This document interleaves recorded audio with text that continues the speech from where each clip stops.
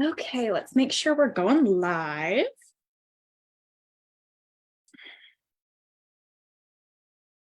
All right, and we are live. Welcome, mamas, to the Mom and Baby Nutrition Support Group.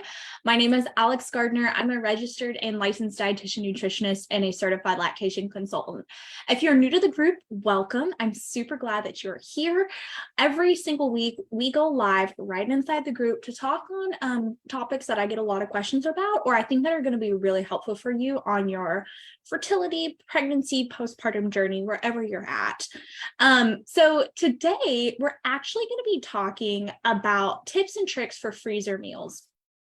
So one of my biggest tips for pregnant moms in the third trimester coming up on delivery day is to stock your freezer full of meals so that when little one comes, you don't have to worry about cooking nutritious meals. All you have to do is pop them out of the freezer, thaw them out, and then heat them up when you're ready.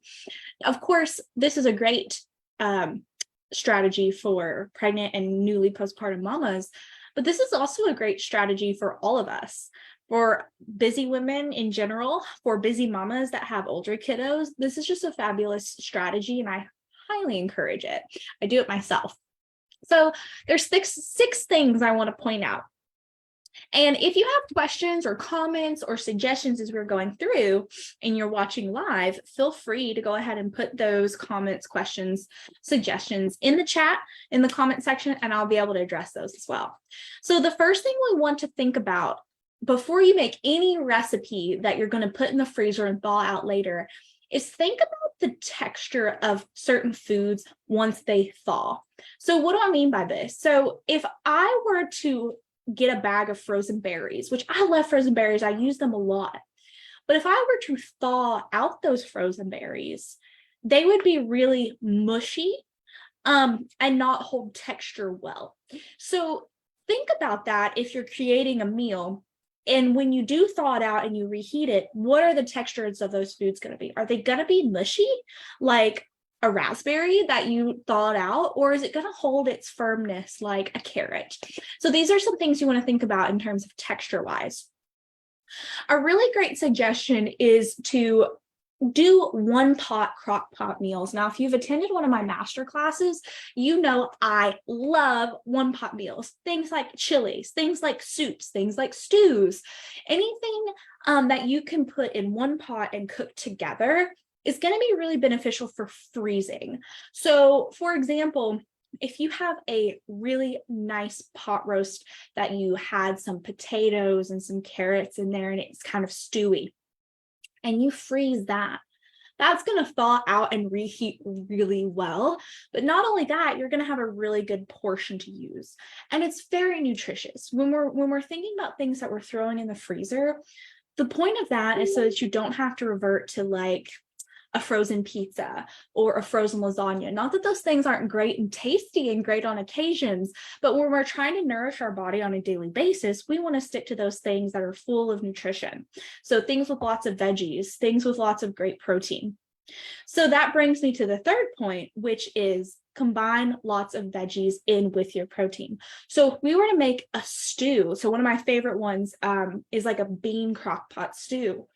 You can throw in as many vegetables as you want, and vegetables are going to hold their texture really well when you thaw it and then reheat them. So that's something to think about. Now, liquid meals are going to be your number 4 tip. So what do I mean by liquid meals? Okay, if you had like a chicken breast and mashed potatoes and green beans, and you put that in a leftover container and you stuck it in the freezer, and you brought it out of the freezer, it probably wouldn't taste the best. But if you had something like chili that you put in the freezer, or a bean stew, or a bisque, or something like that, that's liquidy, and you bring it out of the freezer to thaw and reheat, it's going to have a much better consistency and it's going to hold up a lot better. So that's something to think about as well. Number 5, and this is a really great thing, 1 for food safety and 2 for easeability. So we want to make sure that we're storing our leftovers in several smaller containers instead of one big container. So remember, food safety and easeability. So let's talk about the food safety first. If you were to take a big pot of soup and pour it in a really big container and stick it in the freezer, it's going to take several hours for that to get cold in the middle. So the sides are going to get cold, they'll freeze a little bit, but the center is going to take a really long time to get frozen.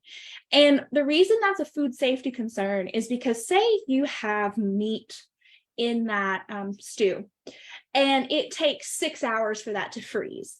Well, that meat is being held in what we call the danger zone where bacteria can grow. So if you separate them into smaller containers, the air in the freezer surrounds that smaller container and it cools down a lot faster. Now, in terms of it being a lot easier for you to take out of the freezer and reheat, say you make a giant pot of stew or a giant pot of soup. Well, if you have it in a big container, that means you have to thaw out the whole big container and you have to eat that whole big container within a few days. But if you have several smaller containers, you can take one of those small containers out, let it thaw out in the fridge, eat that, and then you don't have to worry about the rest of it. You can save it for another date. So it's really accessible that way too.